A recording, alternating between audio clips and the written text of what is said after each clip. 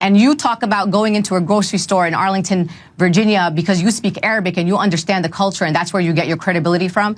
I understand the culture and I speak the language too. And I've never, ever walked into a grocery store or into a hookah lounge or into a community center or a mosque in this country where people were saying that they wanted to destroy America. When those people attacked the World Trade Center, they wanted to kill Americans, Muslims, Christians, and everybody.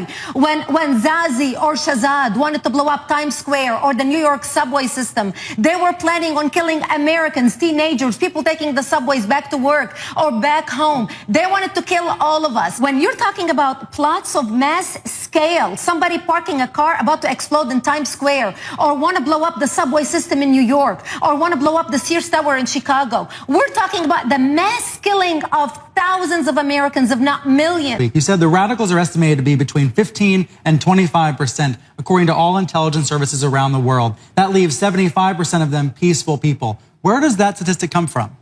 That statistic comes from the combined intelligence of the Australians, the Canadians, the Jordanians, the Israelis, the United States, countries that share intelligence who are now monitoring what's happening in the world today. You're saying 180 million to 300 million Muslims are radicals? But you're talking about that fraction out of 1.2 billion people. Now, the majority of 1.2 billion people are peaceful people. They are not strapping bombs on their bodies. They are not going out blowing up people. They don't want to kill people. Nor are the 15 to 25%. 15 to 25% are radicalized. Now, not every single one of them wants to blow himself up, but they either support terrorists who want to blow themselves up, provide them with financing, provide them for money, provide them with logistical support. 15 to 25% have been radicalized.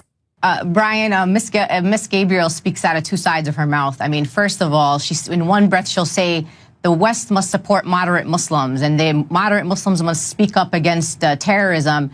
And in the same breath she'll say peaceful Muslims are irrelevant.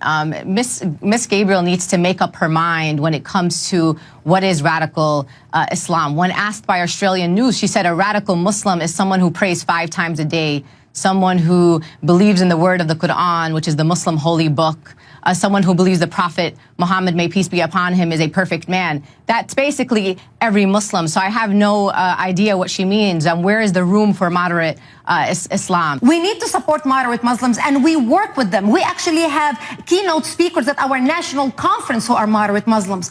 I had a TV show where we invited them on to be on our TV show. We want to expose their message, but that's completely different than dealing with terrorism, what I deal with as a terrorism analyst. And that's what we need to discuss. The moderate Muslims, they can organize. Where are their collective voices? Where are the voices of the moderate Muslims speaking when girls kidnapped by Boko Haram disappear and we still do not know where they are? We hear that quite a bit on Fox News. Where are the moderate Muslims? What's the answer to that question? There are people out there that stood up on Boko Haram, on terrorism, on 9/11. There are national Muslim organizations who continue day in and day out to put out statements. Is the media covering it? I don't have control over the media to cover these stories. And I don't have to prove to anyone that I am an American born and raised in Brooklyn, New York, and that my parents chose to come to the United States from living under military occupation in Palestine.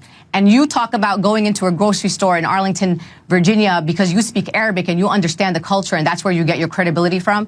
I understand the culture and I speak the language too. And I've never, ever walked into a grocery store or into a hookah lounge or into a community center or a mosque in this country where people were saying that they wanted to destroy America. Put out there has been a study after study of the material that have been found in different mosques across the country, research after research, and these are factual research that have been presented to our government. Do you do terrorism?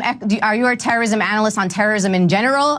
What about the Las Vegas shooting, the manifestos, the Oak Creek shooting where white supremacists walked into a Gurdwara and killed 6 people? Terrorists are terrorists. Terrorists are terrorists. Well, I immigrated to the United States and I continued having the Middle East as my focus. And that's what I talk about. We are dealing, Linda, with a radical Islamic element that wants to wreak havoc on the United States. There are cars driving in New York right now, testing for biological or chemical agents in the air to make sure that nothing has been detonated 24 hours a day. In New York City, in Chicago, in major cities in the United States, trying to protect the country. But will we not look back? That is something we need to discuss and deal with. Will we not look back at this era as a gross overreaction to a terrorist threat that is not there in the way you're describing it to be? The terrorist threat has been there, Brian, for years. America has been attacked under different administrations since 1979 by radical Islamists, whether we had a Democrat or a Republican. And by people who have twisted Christianity into their own beliefs as well. I agree with you. I agree with you. There are extremists on both sides.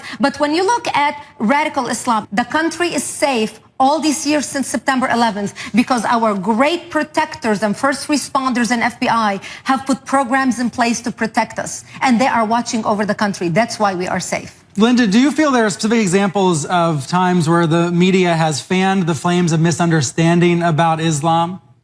Absolutely. I mean, let's look at the Boston bombing. The first front page story came out on the New York Post of two young Algerian boys with book bags, calling them the bagmen. Immediately when an incident happens in this country that includes someone who just happens to be of an Arab country of origin or Muslim, we immediately start talking about terrorism and domestic terrorism. And when we have the same cases, similar cases, shootings almost every week in this country where dozens of people are being killed at the hands of guns and lax gun control, I'm more worried about getting shot by a gun or by a shooter in the U.S. than I am from a terrorist attack.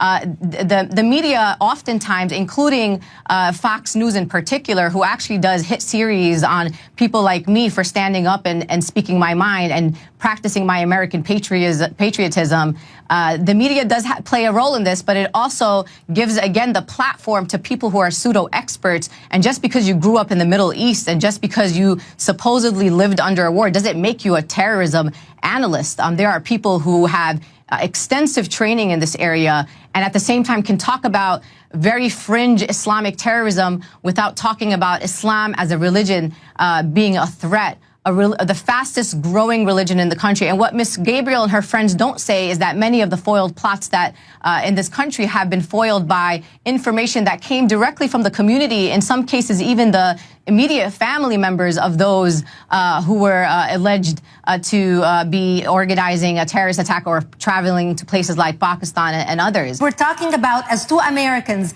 about how we can protect our country. We are both faced with an enemy wishing both our destruction. When those people attacked the World Trade Center, they wanted to kill Americans, Muslims, Christians, and everybody. When Zazi or Shahzad wanted to blow up Times Square or the New York subway system, they were planning on killing Americans, teenagers, people taking the subways back to work or back home. They wanted to kill all of us. When you're talking about plots of mass scale, somebody parking a car about to explode in Times Square, or want to blow up the subway system in New York, or want to blow up the Sears Tower in Chicago, we're talking about the mass killing of thousands of Americans, if not millions. That is what we need to be discussing and how we can protect the country. Isn't that fear-mongering? To use the words like thousands and millions, isn't that fear-mongering? The idea here is that you want to talk about terrorism, let's talk about terrorism, and let's be prepared. But let's not prepare the American people that all terrorism that happens around the world comes from the Muslim community. That's the point that I want to debate with you here. Well, is that the idea here that terrorism is a serious issue, but terrorism does not equal Islam. It does not equal Muslims. I am from New York. I live in New York. I was here in New York on 9/11, Ms. Gabriel. I understand the impact that 9/11 had on communities in New York City. I could have been in the World Trade Center. I could be dead here today. There were Muslim responders. There were Muslims. 75 Muslims died in 9/11, including a first responder, Salman Hamdani. So I want you to understand that if you want to combat terrorism, you need to work within the Muslim community. Christians need to defend their faith. They need to defend what they believe in. Defend their faith, because Islam cannot coexist. Islam is meant to dominate, and that is exactly what they are doing. In years to come, many countries you are seeing today will be Islamized. Let me say 50 to 100 years, many countries you are seeing, most Christian countries, will be Islamized. That is what happened to Egypt. That is what happened to most nations. Iran and so many others.